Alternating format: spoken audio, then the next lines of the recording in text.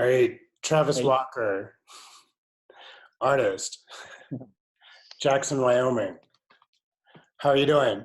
good. How are you? Good, thanks, man. This is probably our first real conversation. That's not true. We met at Art Lab when you were in the Oh, right. when you were in the art center for the arts. Actually, no, that is not the first time that we met. I got this.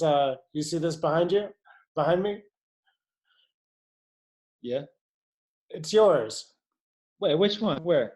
It's the etching. What? Oh, shit. That's right. Oh, I do. Yes, I do remember buying that now.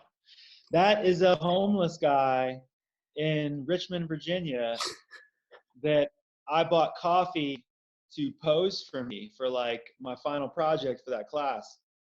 And that was amazing. That's a Sheen Collet lithograph. You did that in college. Where'd you go to college?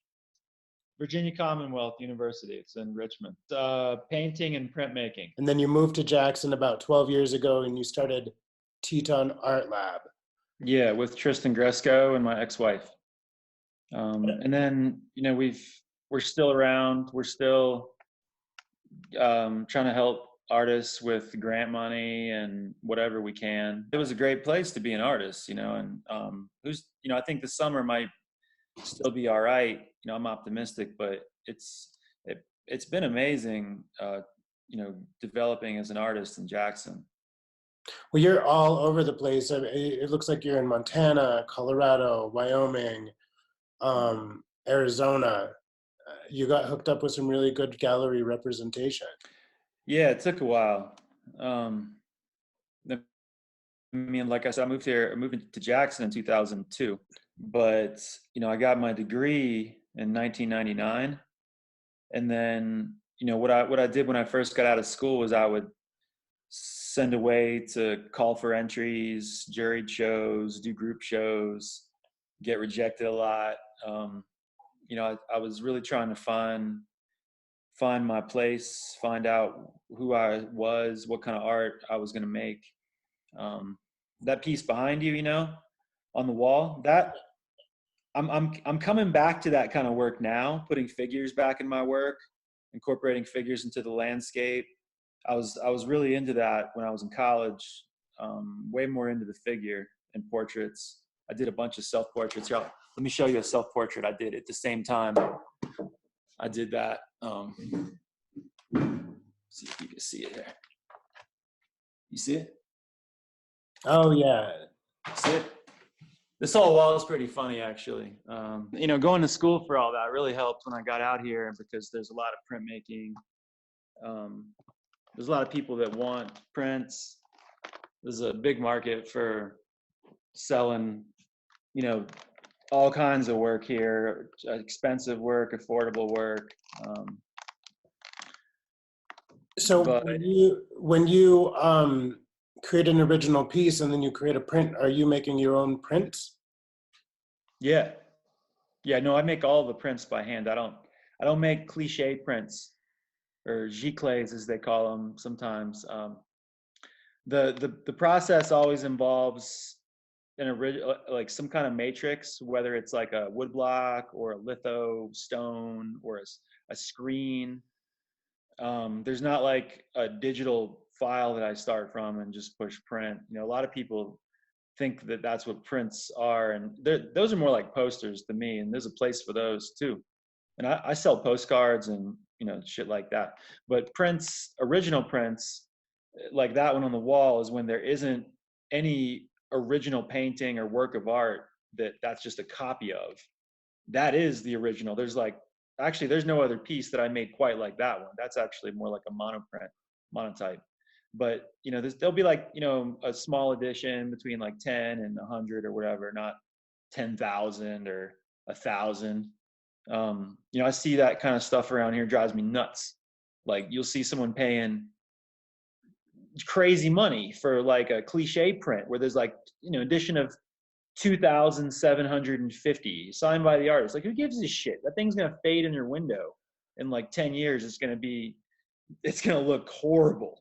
And I think that our position here the Art Lab's position has always been to educate people about that, to try to get artists to explore that side of themselves, to make original prints, to try woodcuts, to try screen prints, because it supplements your income. You know, that's what I was taught, is that like you can't always sell a piece for $10,000 or 5,000 or 100, whatever it is, but you can probably find people to buy a print for $10 or $20, and you can probably sell 50 of those, right?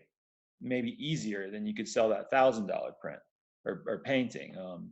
So that's kind of why we do it, or why I do it. Well, how long does it take you to do like an original print? It depends. You know, if it's a one color wood block, sometimes I can carve a wood block in an hour, you know, and have a print within an hour. Yeah, they're cool. You can take wood blocks like on a camping trip and sit there at the campsite and just, you know, hack away at it and then print one with a spoon and, you know, a leaf. But you know, paintings aren't quite as easy to make. There's a lot of like process involved. I mean, there is people that just will throw paint at a canvas and call it done, but generally I find my paintings take a lot longer to work out as problems. Yeah. Listen, so Art Lab, you guys are you losing your lease, or are you moving and then you're taking your rent money and giving it to artists that are having, you know, a little bit of financial difficulty right now?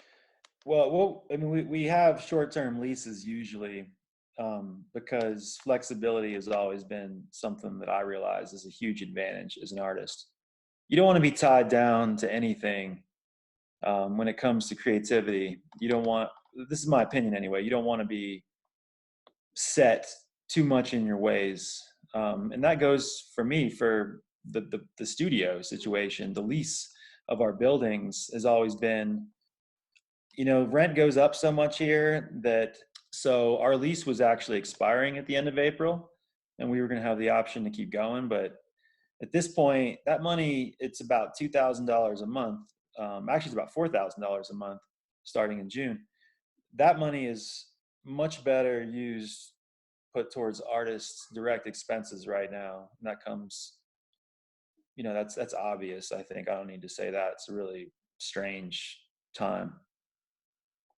Yeah, it's uncertain times. Nobody knows what's going on. So when I first met you, what you were doing were like I don't even know how to classify your art, because it's not really Western. You've got these pastels. I mean, your artwork is super recognizable. I was obsessed with that hay bale piece, and then you sold those off. But now you're talking about putting figures back in your work, and I see it kind of evolving. Like you're would you say it's because you're now established and you're like going back to what you really love, like that narrative? That's a fair assumption. Yeah, I think, to be honest, you know, was driving a lot of what I was doing when I first started in the gallery scene. I think before I got into the gallery, I was doing more what I wanted. And then once I got into the gallery, especially Altamira was, it wasn't what I expected to start with. I thought I would work my way up through some other galleries, you know, and there was just a lot of pressure on me when I first got there, directly from the owner, who's a great guy and he knows what he's doing. But there's just a ton of pressure that if I didn't sell, I wasn't gonna be in the gallery, basically. So I think I took what was selling at the time, hay bales and Jackson scenes. People really love that. I love that, and I think, that's what I did in the beginning because I was passionate about it, and also people were buying it. And now I got divorced a few years ago. I've got a couple of kids. I lost a house to foreclosure about, you know, 8 years ago. I've gone through some real life shit. I think that's caused me to reevaluate what I want to say and what I want to be as an artist. And that to me has been pretty profound as a person. I feel a lot more connected to myself, a lot more confident, and I feel a lot more connection to the people that buy my art now, because they seem to be seeing something in these recent pieces that um, I was hoping they would see, and not just like a pretty pastoral landscape. It's not always about that. Right when this shit went down, when the coronavirus started really getting hyped up and things started closing, everything, including my gallery, I was panicking, and my fiance was panicking. She got laid off from her gallery job. Her gallery closed. She got laid off. We were both sitting around like, a lot of people, what are we going to do? And then I get this email from Mark, my director at Altamira, telling me I just sold one of my bigger Death Star cowboy paintings. And I can't tell you how that made me feel. And we started this artist fund around the same time also, because I do believe that I'm in a position where right now to help people, and I'm definitely blessed to be more fortunate than a lot of artists. I mean, like I said, I had a crazy week. I can't believe I haven't sold a painting, um, and I'm trying to pay that forward, because I know the next few months, they're going to be hard, and who knows? I may not have any more sales, but somebody bought one of my weird dark pieces in this weird dark time, and I think that it really felt good, because that's what I'm trying to do as an artist. I'm trying to connect with people. That painting isn't an exactly positive painting overall. It's a bit about being oblivious in the face of danger, or living your life in the face of danger, and I think someone connected with that idea, and that's the best. And I really hope that artists can keep making art during this time period, because their voices, our voices, mean everything. To be able to like encapsulate what you're feeling, somebody else, that means something to somebody else. For every artist, there's somebody who's going to connect with you. It's like love. And that connection, that ability to create that chain link of connections, all of us are super important. All of us have to keep working, because we all mean something to somebody. It's not just because you're in a gallery and you have more exposure. The Death Star piece, I don't really follow Star Wars. Are those monsters with the long legs walking by the Tetons? Close. That's the Death Star, is the basically the most destructive force in the universe. It can blow up a whole planet, like with one laser beam. It'll blow up the whole planet. So when you see the Death Star on the horizon, and you're on planet X or whatever, it's not a good thing. You've probably got a few hours left before you're gone. But they look like moons. I had my fiance's aunt saw it, and she's like, "Oh, I just love that piece with the moon." It's like, so like you said, you're not familiar with Star Wars. Is that the one with the? So are we talking cowboys sitting by a campfire? Yeah, and there's a thing in the sky. Maybe you thought it was a moon. I did. Yeah, no, that's the most destructive force the universe has ever known, Mel. That's about to blow up those cowboys. Well, hopefully the Jedi's come quickly. Yeah, there you go. See, I like that. I think that Thelma and Louise scene? I made a painting about it at the end, when Thelma and Louise drive off the canyon, cliff. They're in the car, they just like launch themselves. I always thought they survived, personally, and even when I made the painting, I thought they survived. They like Dukes of Hazzard style, just hit that jump, just landed on the other side. But it turns out, no, there's like, actually they die, I think was the director's intention. Well, I think So there we all was. misunderstand art, right? Like, and I'm not sure if it matters. It's like mishearing the lyrics to a song. For years you'd be like, "Oh, I thought it was whatever," and then you read the lyrics and you realize the artist was saying something totally different. It doesn't matter, I don't think. I want to connect with people, but I also want them to make their own assumptions too. If the person that bought that piece thought it was just a moon, well, I hope they don't see this video. The so the first time I kind of saw you moving away from your your pastel landscapes was that sort of Death Valley Forrest Gump piece. Are you finding that the people that are buying these sort of more exploratory pieces of yours, are they collectors?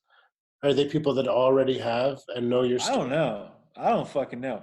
That's another thing about the gallery scene. Like galleries don't want you to know who's buying your artwork. Uh, Occasionally, they'll tell you, you know, they'll be like, "Oh, somebody famous, if somebody famous, you're lucky to have somebody famous buy your artwork." They'll tell you that, but so many artists go behind galleries' backs and try and form relationships with buyers, collectors, and galleries become wary of that. And my experience has been with my galleries is that I'll get checks in the mail and all, but like they don't say who's buying them.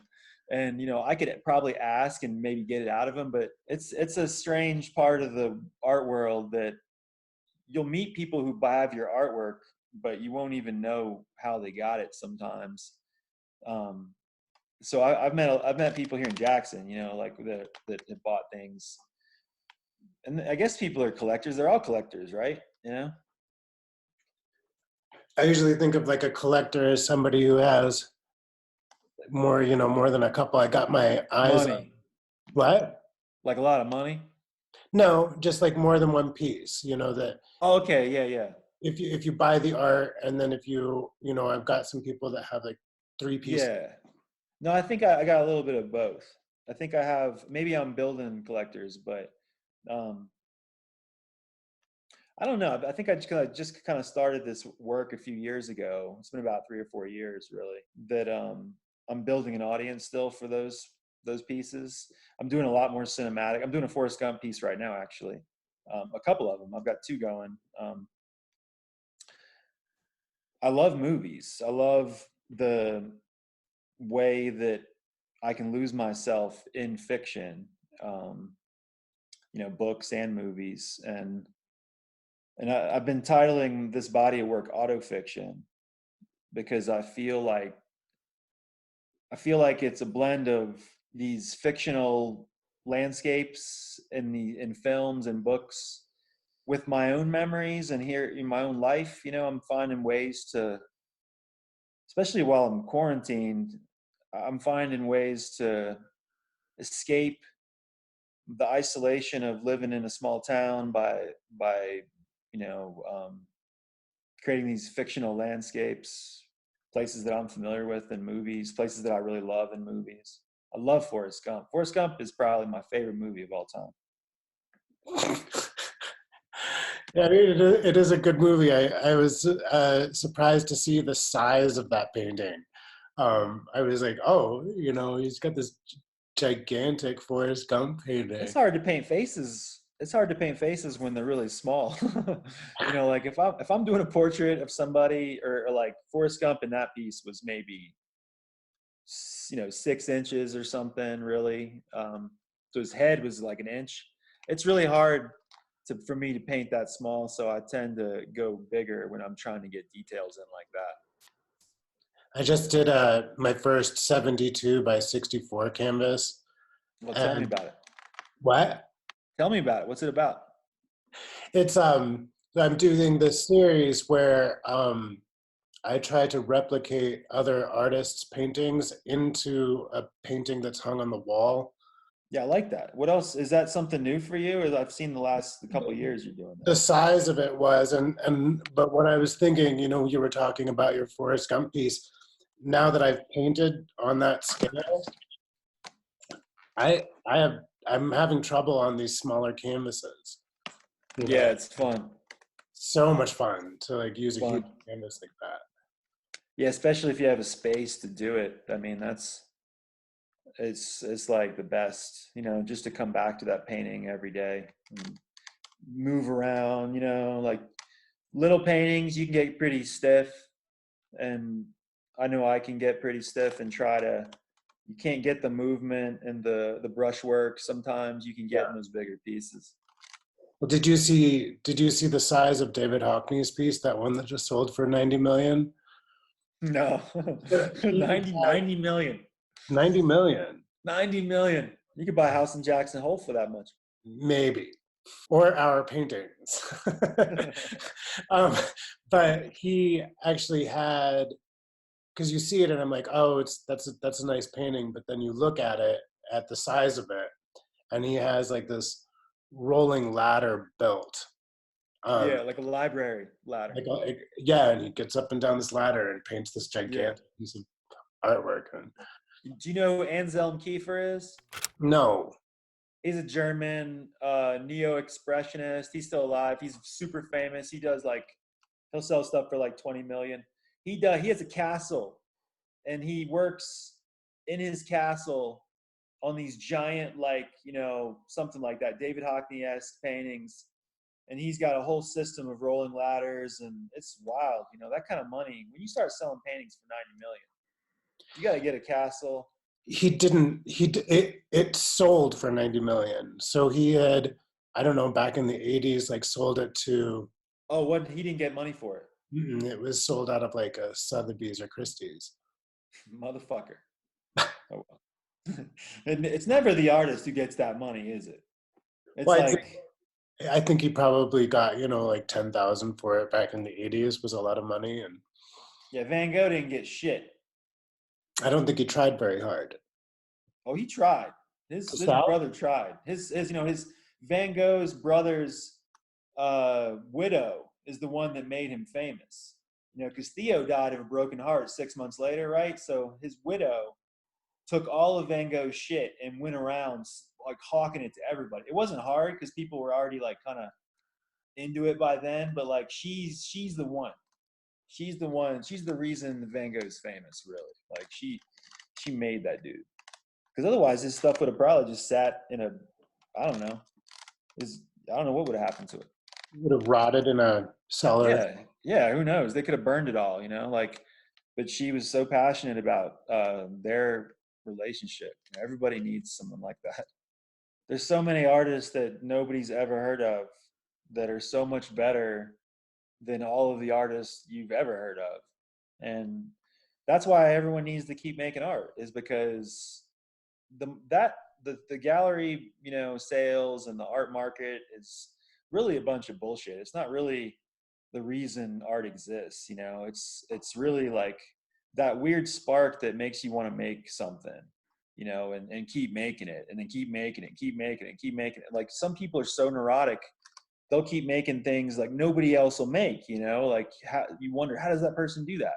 How do they have the patience to do that? And that's like, I don't know. I feel like the the drive that art gives me to live, to be alive, like is really the most important thing. Art keeps me, like I said, alive and from being bored, and it's like I see the whole world different. Like if I'm making a painting or a drawing, and then I go take a walk in the woods, or I go take a walk in the and through the town, I'm seeing everything different. It's like it's the best. Everybody should be able to experience that. My aunt and uncle have one of your pieces too, and Look at uh, I don't know if they want me to say it over the internet. I guess it wouldn't be that hard to find. That's all right. Whatever. You can Um, text me. yeah, I'm thinking I kind of want to. Is it rude to mention that I want the painting to go with my uh, etching? Or actually, it's my mom. From your aunt and uncle? No, totally. They probably stuffed it in the, spare bedroom. Yeah, it's getting humidity sweats in the bathroom. Oh God, is it really? Go get that thing now. You don't put a painting in the bathroom. My parents have one in the bathroom, but it's the guest room, so I think maybe it doesn't get that much use. Um, the All right, so Mr. Walker, any last messages? Do you want me to stick a link to your foundation fund thing for your artists? Yeah. You can go onto our Facebook page is the best, or our Instagram page, TetonArtlab. I think that's the best place to access the application. There'll be another round of funding hopefully in a few weeks. So the first round, the due date was April 3rd, so that's already passed. But I anticipate another round going out. So yeah, check on our Instagram and our Facebook page. Okay. All right. And I'll put a link to your Instagram as well. Any parting words? No, are you in town for a while? We should do this again. I'd like to see your studio more if you're working. Yeah. That'd be awesome. Let's do that. Yeah. Yeah. Well, all right. Thanks for doing this. And all right, yeah, no problem, man. Take care. Thank you. Have a good night. Yeah, you too. Peace. Hi guys, I hope you liked this video. If you guys like this type of content, don't forget to subscribe and like.